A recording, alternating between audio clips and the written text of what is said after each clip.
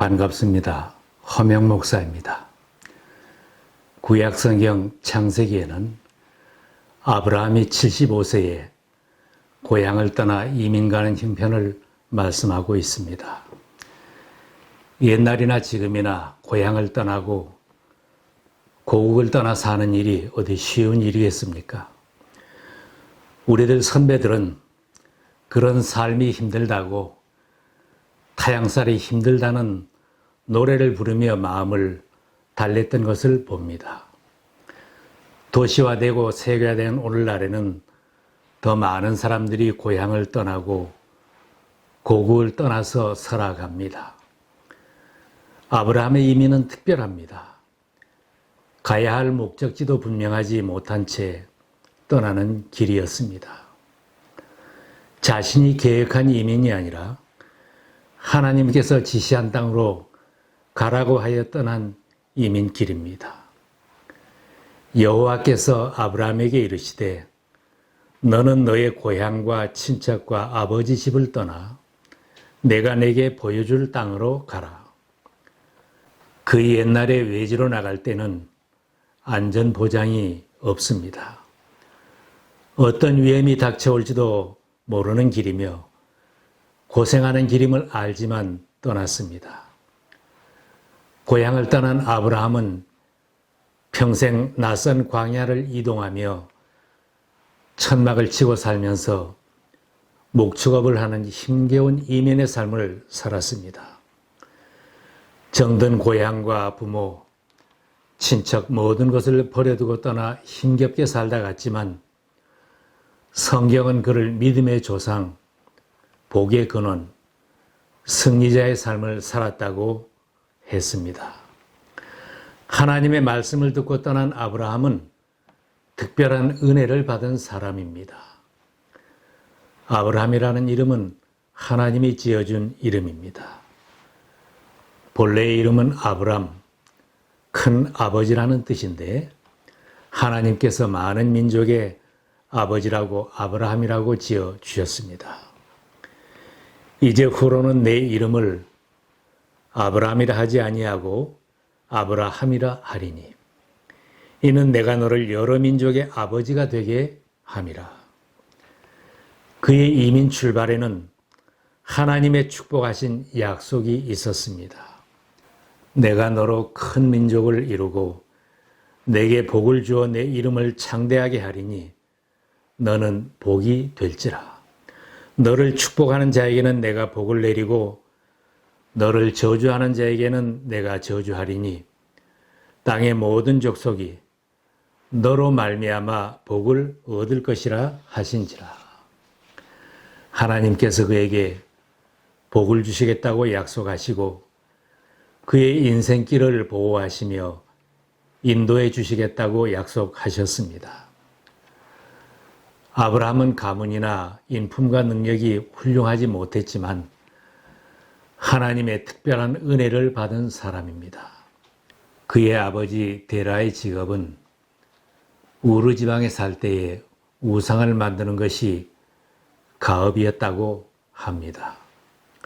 가나안 땅에 기근이 들어 먹고 살기 힘들 때는 아브라함도 이집트로 내려간 적이 있었고 아내를 빼앗길 뻔한 일도 있었습니다. 가정에도 근심이 많았던 사람입니다. 그런 아브라함인데 하나님께서 선택하시고 불러내셨습니다. 그는 자신을 불러내신 하나님만 믿고 평생을 믿음으로 살았더니 많은 민족에게 하나님을 증거하는 믿음의 조상이 되었고 복의 근원이 되었다고 성경은 기록하고 있습니다. 우리들도 오늘을 살고 하나님의 자녀가 된 것은 특별한 은혜를 받은 것입니다. 내가 지금 살고 있는 도시나 고국을 떠나 살고 있는 것도 하나님의 선택하심과 인도하심이 있었다는 믿음을 가지면 삶에 큰 힘이 됩니다. 비록 광야 같은 곳에 와서 힘들게 살고 있어도 나를 이곳으로 불러내신 것은 하나님의 은혜와 계획이라고 생각하고 하나님을 믿고 살아간다면 우리의 삶의 모습이 달라질 수 있습니다.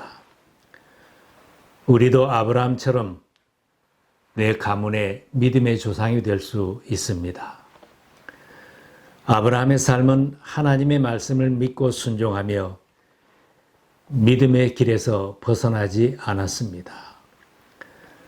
고향과 친척, 아버지 집과 재산을 떠나라. 계산하면 못 떠나는 길입니다. 살기 좋은 땅을 떠나 광야 같은 곳으로 가서 살려면은 결심이 쉽지 않습니다. 사막의 위험과 외국의 위험을 생각하면 떠나기 어렵습니다. 당시에는 눈에는 눈, 손에는 손, 목숨에는 목숨을 찾는 시대인데 목숨을 걸고 떠나야 하는 길입니다. 그런 현실 속에서도 아브라함은 하나님의 지시에 순종했습니다. 한 번만 순종한 것이 아니라 끝까지 순종하며 살았습니다. 아브라함이 그의 아내 사레와 조카 롯과 하란에서 모은 모든 소유와 얻은 사람들을 이끌고 가나안 땅으로 떠나서 마침내 가나안 땅에 들어갔더라. 힘든 여행길이지만 하나님이 지시한 목적지에 도착했습니다. 가족들도 순종하고 종들도 순종한 아름다운 순종입니다. 아브라함은 날이 가고 달이 가도 변함없이 순종하고 평생을 순종하며 살았습니다. 경제적인 어려움이 있어도 순종했고 개인적으로 힘들어도 가정에 힘든 일이 있어도 순종했습니다.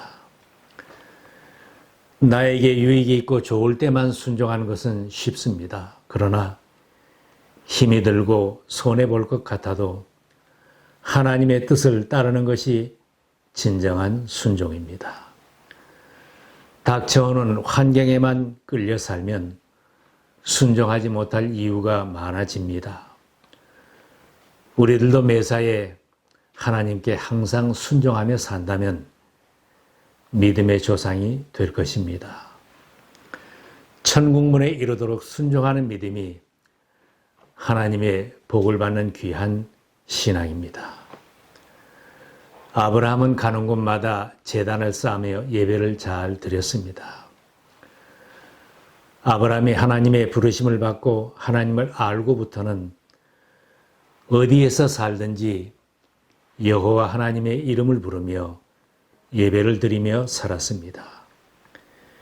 여호와 하나님께서 나타나셔서 말씀을 주실 때 예배를 드렸다고 했습니다.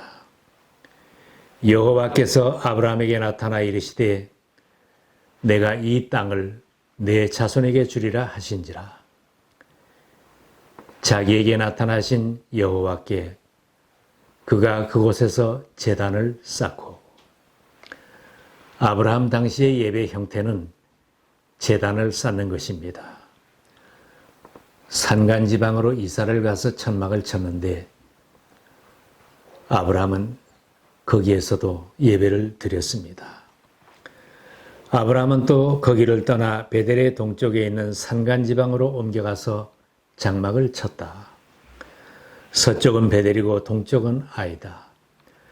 아브라함은 거기에서도 제단을 쌓아서 주님께 바치고 주님의 이름을 부르며 예배를 드렸다. 어디로 이사를 가든지 어디에서 무엇을 하며 살든지 아브라함처럼 예배를 잘 드리면 신앙 성공자로 살 수 있습니다.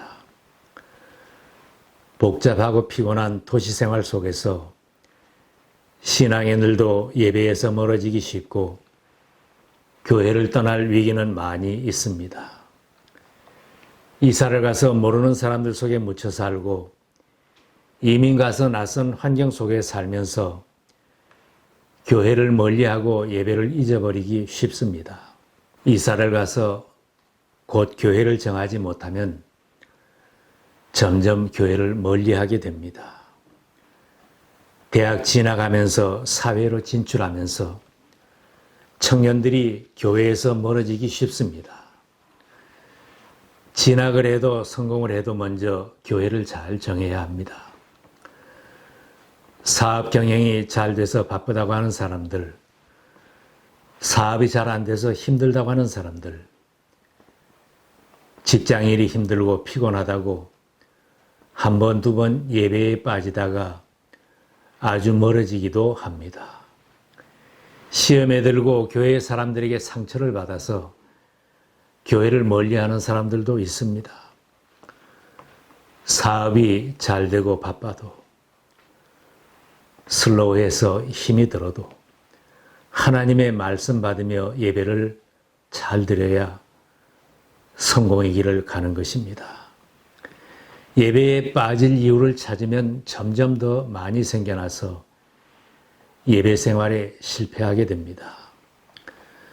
하나님께 예배를 잘 드리는 사람은 세상으로 가지 않고 하나님 편에 서는 사람입니다. 하나님 편에 서는 사람이 사명에 살 수 있고 복의 근원이 되고 믿음의 조상으로 살 수 있습니다. 아브라함이 예배를 잘 드리며 변함없는 믿음으로 하나님과 동행하며 살았기에 믿음의 조상이 되었습니다. 신앙은 하나님께 예배를 드리면서 시작됩니다. 또한 습관이 될 정도로 예배를 잘 드리고 예배를 생활화하면 신앙이 성장합니다. 지금까지 하나님을 모르고 예수님을 모르고 사신 분들도 하나님의 부르심을 듣고 예배의 자리로 나오시기 바랍니다. 고향을 떠나 타지에 사는 분이나 고국을 떠나온 여러분도 믿음의 조상이 되셔야 합니다. 잠시 신앙에서 멀어진 분들도 가까운 교회, 건전한 교회를 찾아 예배를 회복하시고 복된 새 출발을 해보시기 바랍니다.